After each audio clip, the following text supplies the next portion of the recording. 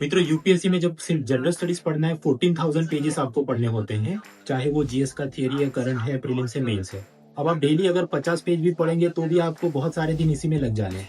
तो मतलब मुझे आईएएस बनना है आपका विश है, लेकिन उसके लिए टू वर्क हार्ड। अब उसके लिए भी आपको जरूरी होता है कि कोई ऐसे टीचर्स, कोई ऐसे इंस्टीट्यूट मिल जाए जो सब कुछ जल्दी से आपको कंप्लीट करा दे। तो अन अकेडमी आपको ये सब ऑफर कर रहा है।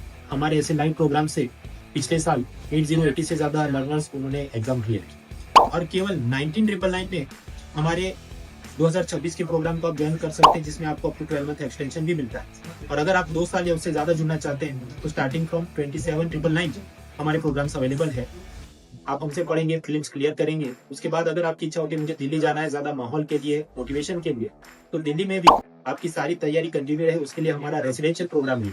लेकिन ये केवल 2 साल या उसके ऊपर के सब्सक्रिप्शन पे आपको मिलता है। ये सारे ऑफर्स आज रात खत्म हो रहे हैं, तो आप देर ना करें, तुरंत ही जुड़िए। Don't wish for you but hard for. Let's clap.